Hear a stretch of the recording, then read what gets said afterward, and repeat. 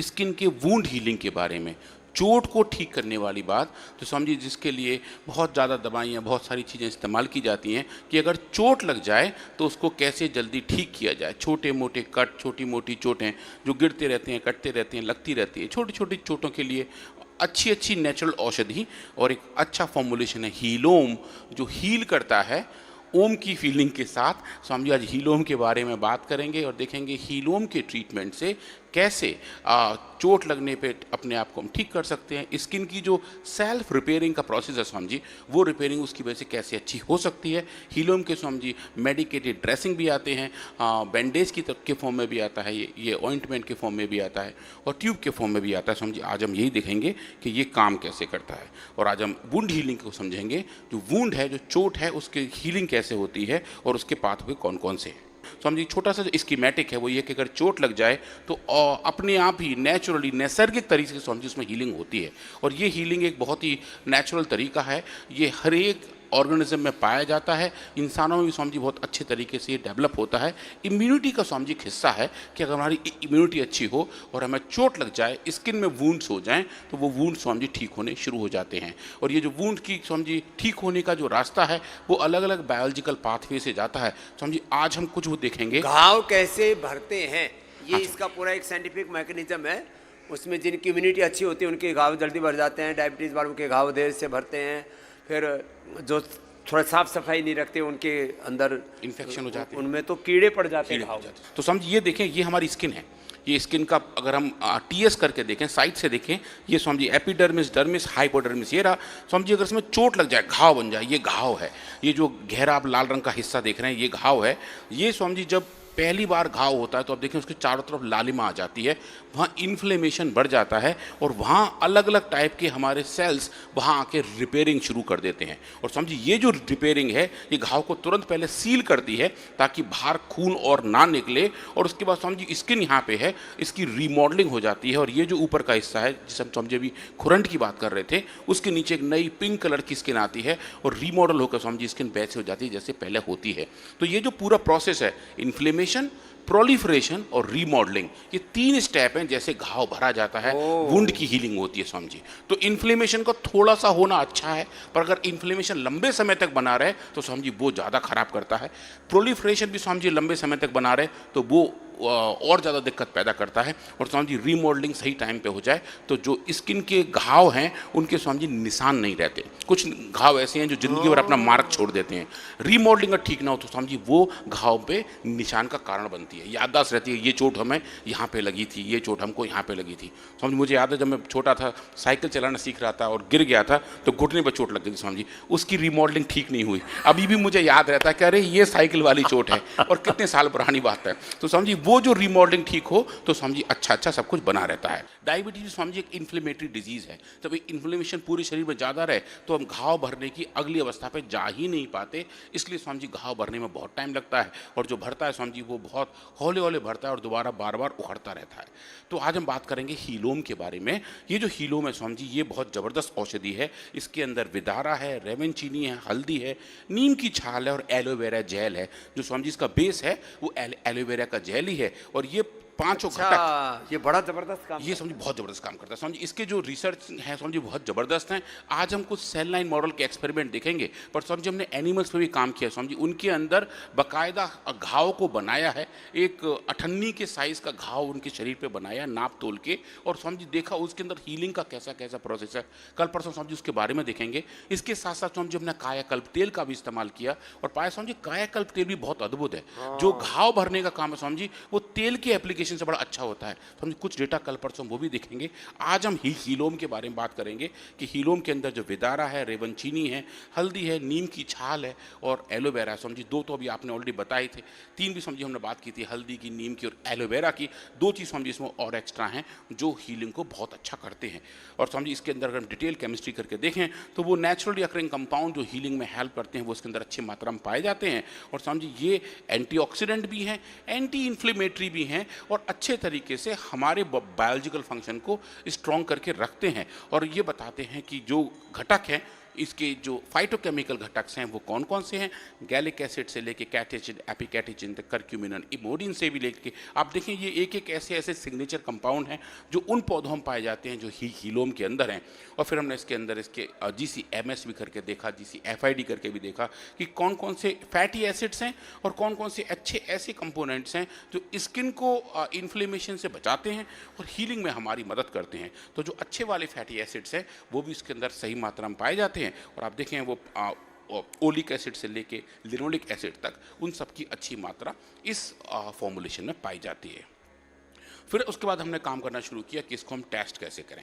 तो समझिए इसको टेस्ट करना बड़ा सिंपल सा है कि अगर हम ह्यूमन स्किन सेल्स लें जिनको हम हैकेट सेल्स कहते हैं, ह्यूमन केराटिनोसाइट्स के देखें, उन सेल्स को अगर हम अपनी लेबोरेटरी में ग्रो करें और देखें कि इन सेल्स को अगर हम हीलोम दें बगैर किसी बीमारी को, बगैर किसी चोट को, बगैर किसी घाव को पैदा किए, तो पहले ये देखें कि ये जो सेल्स हैं ये कितने अच्छे तरीके से हीलियम को अपने साथ एसिमुलेट करते हैं, एक्सेप्ट करते हैं, कोई कैसा भी एडवर्स इफेक्ट तो नहीं दिखता। तो हमने पहले यही करके देखा और पाया कि हीलोम की एक अच्छी मात्रा तक 30 माइक्रोग्राम पर ml तक आप देखें तो एक अच्छी साइटो सेफ्टी दिखाई देती है, मतलब कि कोई भी कैसा भी एडवर्स इफेक्ट हमें नहीं दिखाई देता।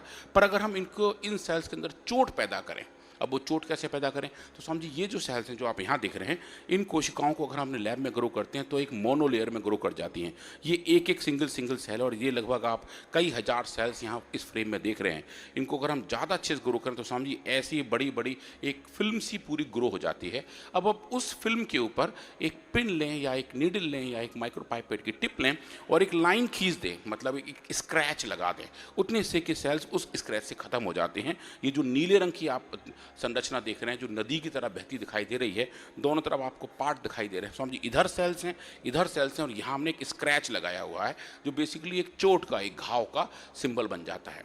इसको हम कहते हैं वूंड हमने बना दिया, एक चोट बना दी, वहाँ की इतनी सेल्स खरोच के हटा दी। और फिर आप इसको 24 घंटे तक छोड़ दें तो आप देखिए आसपास की सेल्स थोड़ी ग्रो होती हैं और ये जो नीले रंग की स्ट्रक्चर है, इसका जो विड्थ है, जो इसका एरिया है, वो कम होने लगता है। सेल्स घाव को भरने का प्रयास करती हैं और देखती हैं कि ये जो घाव है, ये जो स्क्रैच लगा हुआ है, उसका जो एरिया है वो कम हो जाता है, जो ये बताता है कि वूंड की, चोट की, घाव की हीलिंग मतलब ठीक होने का प्रोसेस ये शुरू हो रहा है।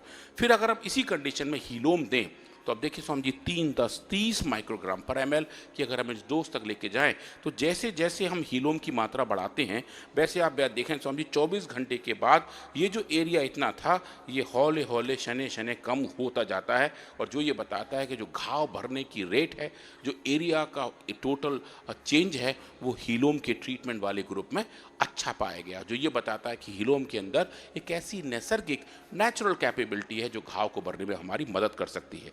ये तो हमने यहाँ ऐसा इमेज के तौर पर देखा।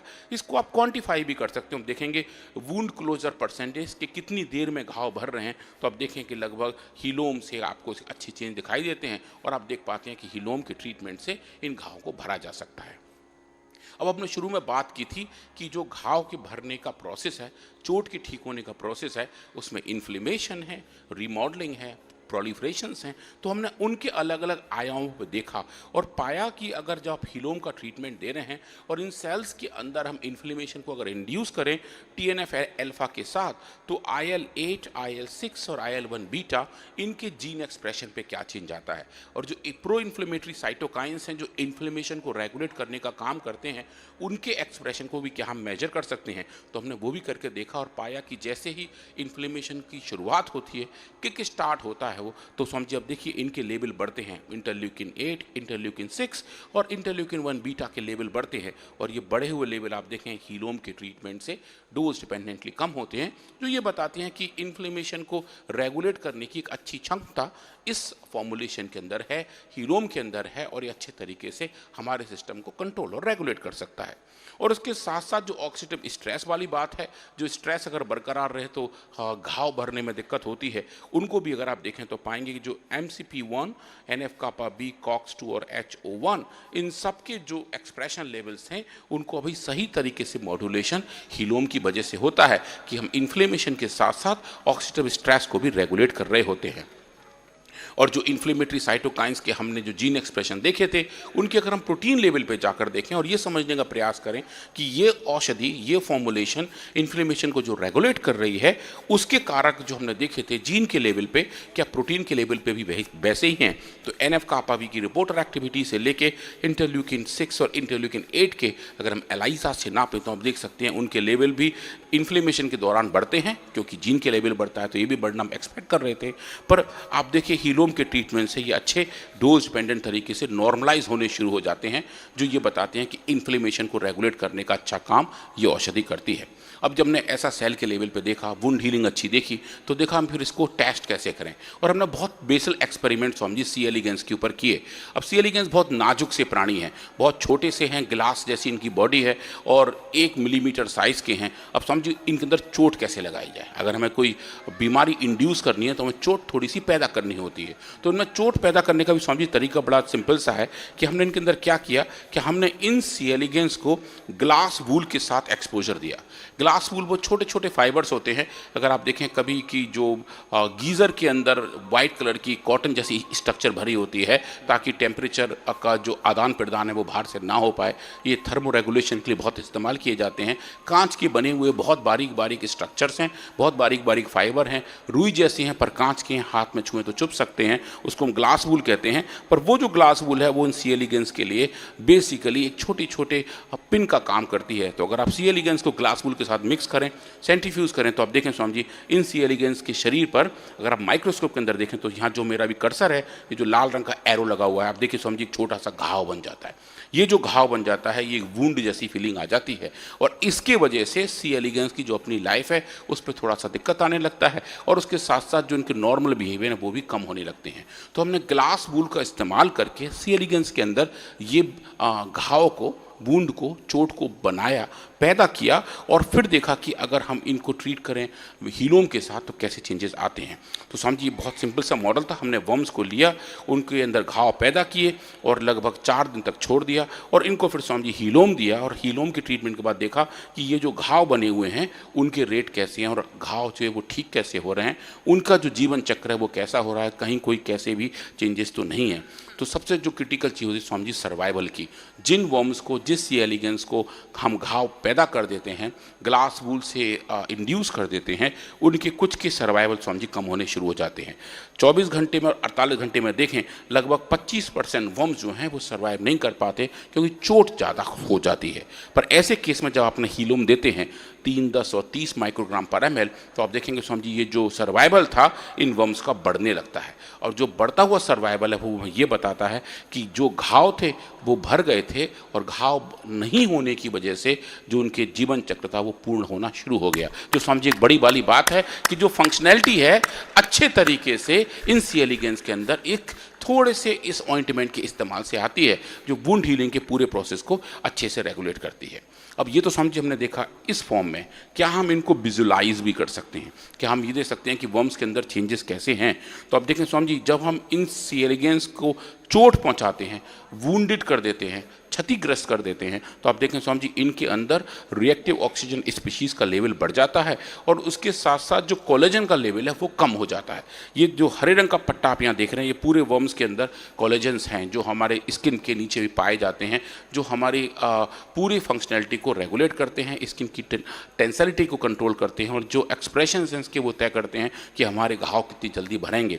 जब हम सी एलिगेंस के अंदर बीमारी पैदा कर रहे हैं, उनको वुंडेड कर रहे हैं, तो आप देखिए ये जो अच्छा पूरे में भरा हुआ हरा एरिया है वो थोड़ा थोड़ा कम हो जाता है। चोट होती है तो आप देखिए इसमें भी टूट फूट दिखाई देती है, और जब आप इनको हीलोम से ट्रीटमेंट करते हैं तो आप देखिए बहुत सुंदर तरीके से रिकवर हो जाते हैं, और जो नॉर्मल प्रोसेस है कोलेजन का वो भी वापस ठीक ठाक हो जाता है।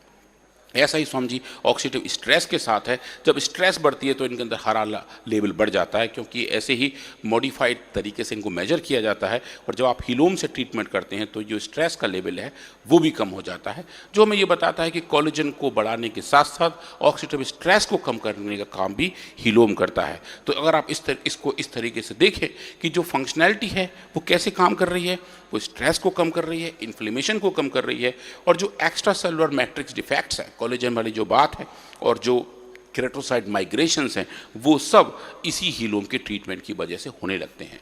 तो हीलोम एक अच्छा फॉर्मुलेशन है, एक ऑइंटमेंट है, एक मेडिकेटेड ड्रेसिंग है, जो छोटे मोटे कट से लेके थोड़े बड़े कट तक लगाने में, छोटे घाव से लेके बड़े घाव तक, शरीर के घाव तक ठीक करने में हेल्प करती है। और जैसे पूज स्वामी जी ने बताया, जो मन के घाव हैं उसके लिए हमें कुछ और करना पड़ता है। जो शारीरिक घाव हैं, जो हमारे शरीर पे हैं, जो छोटे मोटे उससे लगते रहते हैं, उनको हम हीलोम से अच्छे तरीके से ठीक कर सकते हैं, बगैर किसी एडवर्स इफेक्ट के कर सकते हैं। और जो चोट लगने वाली बात है और चोट के बाद रिकवर होने वाली बात है, बगैर किसी निशान के रिकवर होने वाली बात है, वो हमें हीलोम में बहुत अच्छी तरीके से दिखाई देती है। तो आज हमने हीलोम के बारे में ऐसा देखा।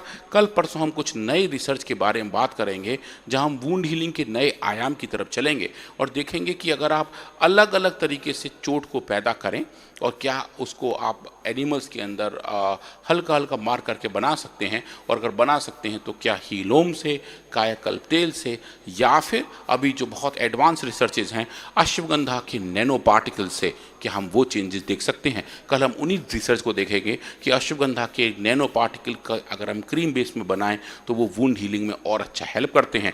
और आने वाले समय में जो कुछ नए ड्रग्स की बात होगी, कुछ नई फॉर्मुलेशन की बात होगी, अश्वगंधा वहाँ पे लीड करेंगे। और अश्वगंधा के जो अच्छे इम्पैक्ट पूरे शरीर पर आते हैं, वो चोट को ठीक करने में भी अच्छे होते हैं। कल हम उसके बारे में देखेंगे।